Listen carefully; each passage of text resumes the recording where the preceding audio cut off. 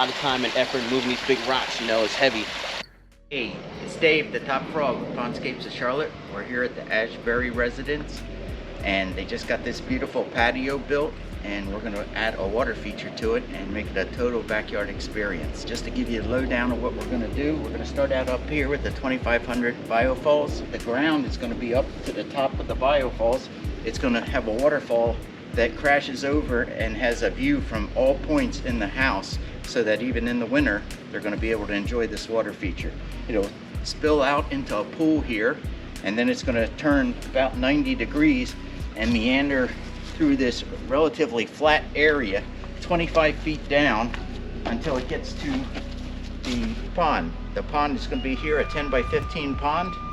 It's going to have the rock or the patio cut out into the pond to make it look like a seamless job. Patio, water feature, master plan. This is going to be a nice waterfall that spills over here into the pond. Right here is where the pond's going to be, 10 by 15.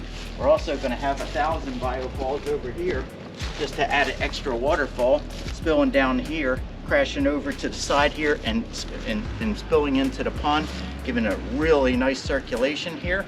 The homeowner is a big fan of our YouTube videos, and they specifically requested an intake bay rather than a skimmer. You gotta love it. An educated consumer. And then the water's gonna come over here, and right over here, we're gonna go right down into this area, which is gonna be our intake bay. Once this is all done, we'll have it rocked in. It's just gonna add an incredible impact to this yard. Along with their new patio, it's just, they're never gonna wanna leave home. It's that simple. What is up, pond people? I know you've been craving it, you've been fiending for it, another pond build, and we are finally back at it. And let me tell you, it is worth the wait. This is big, it's huge, it is an awesome feature, and you're definitely going to want to stick around to the end to see just how this thing turns out. So day one, we got the time lapse going. It's me and Dave building mostly. We got some rocks. This guy is rocking the donkey, really riding that thing back there. That's his steed of choice for today. That machine we got is an absolute monster, so this hole is getting dug crazy fast, but there is a little bit of precision work we got to do. Dave is going for the old grape smash technique here. He's pretty proficient at it. He was a winemaker in another life, I'm certain of it. And then I don't really know what you'd call this technique, but he's definitely not smashing grapes. And then we got to get a little bit of that nice new patio taken out, just so that we can hug the pond up against it. That way it looks like the pond has been there forever and that the patio was just built around it. Now we got Dave back in the Bobcat. We got donkeys on this build. We got Bobcats. We got the whole zoo helping us out today. I'm not sure if we left the rake at the shop today or if Brad just got really into subsistence farming and is trying to get some potatoes going. Not certain. But either way, we're getting the bottom of that pond leveled out, looking nice and good, and we're able to get that underlayment and the liner sitting in there. Those liners are incredibly heavy, which makes them a pain to get into the pond, but once you got them settled in there, they look so nice.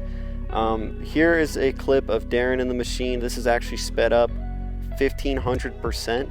It's a 3-minute clip. I got down to like 15 seconds, but yeah, it's one of his first times in the machine, so we had to speed it up quite a bit, but as you can see here, he's getting a lot better at it, moving a lot faster.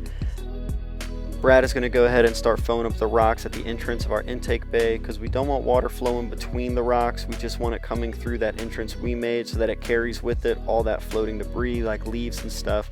That's the whole point of the intake bay. As you can see here, we got the space pretty well defined between intake bay and start of pond, and so we're making good progress.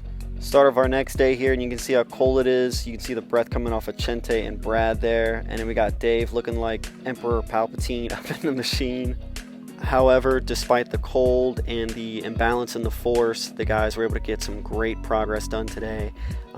Sadly, there was a small plague that hit Pondscape, so you're going to see a bit of a skip in this time lapse here in a second. Look at the top left, you're going to see the stream just suddenly appear. A lot of us were absent, including myself, so not everything was getting captured on film, and they even left the straps in the water. That's gross. Get back from Thanksgiving to a gravy boat. But thankfully, now that we all have Thanksgiving food in our tummies, we are feeling a lot better. We are able to do some individual tasks. We got Chente doing a little bit of pipe work here, getting the trenches dug. We got Darren doing a little bit of rock work, very precise with it. We got Braden trimming up the underlayment, and in the background of this next clip, you can hear Blake giving me a buzz cut. But yeah, everyone is working hard to get this feature completed. It's a fun one because of how big it is, and these big ones always allow for a little bit more creativity. You know, there's more spots to do a little something here and there. Not that the small ones can't be creative, those are fun to do as well, but these big ones just allow for, you know, sometimes each person can kind of pick a spot and you get to do something special. So we're gonna go ahead and fill up these tanks because we got to get this water rinsed. I know we all like gravy, but Thanksgiving is over, so we got to get rid of that gravy water. And there's something here I noticed on the time lapse that I want y'all to make note of. It's pretty cool.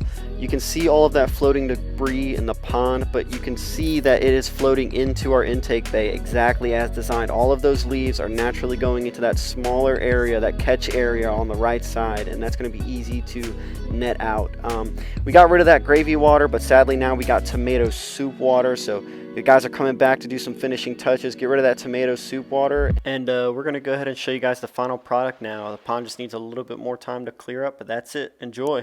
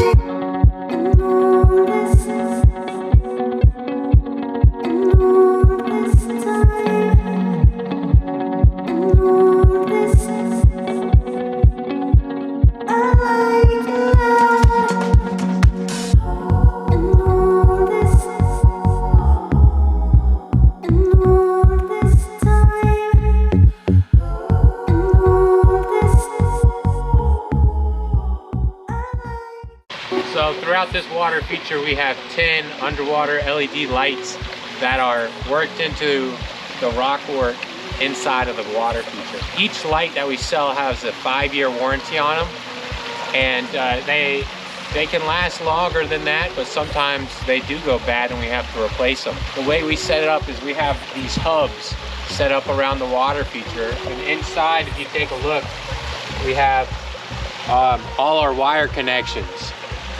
And then we have nice gravel down here at the base for drainage so it doesn't pool up. In each one of these, we call it funny pipe, but it's like conduit pipe. The wire runs through it and it goes all the way down to the bottom of the pond where the lights are. So that way, if we need to ever replace a light, we're able to do so without tearing apart the water feature, all from like right here and inside the pond. So it's very helpful, keeps everything nice and organized, and it makes your life a lot easier when you're having to replace lights or anything like that. So.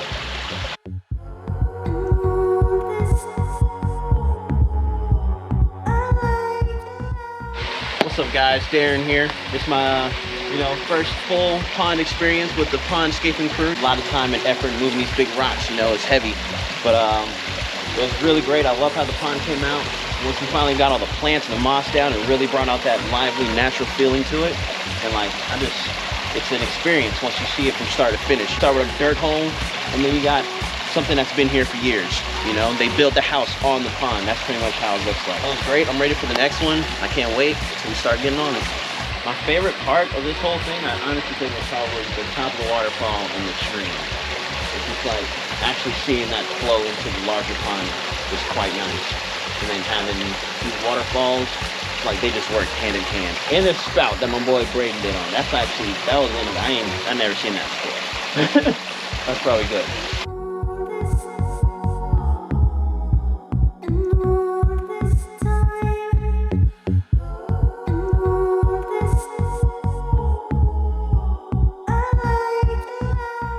So guys, we're all wrapped up here, and it was great seeing the customer out here with her family enjoying the water feature. And that's why we do what we do, so we can bring people outside, away from technology, with the people that they love to be able to spend time with in an environment that, you know, not filled with distractions of life. It's a great way to bond with your family and your friends, and, you know, sit by the fire, watch the waterfall, listen to the sounds of the water. That's the ticket right there, guys. So guys, that's a wrap on this video. Just remember, we're having fun, we're changing lives, and we're building the best water features in the world. We'll see you on the next one. Peace.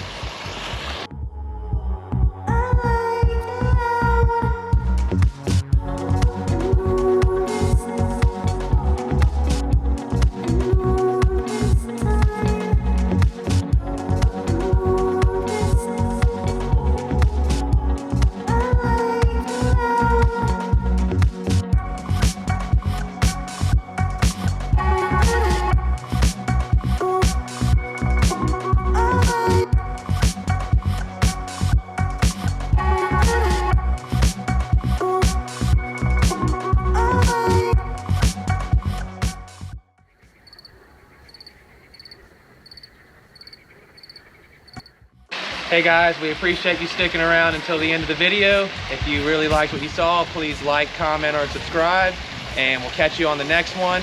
Every Friday at 4 p.m. we're going to release a new video, new content, new ponds. Check them out.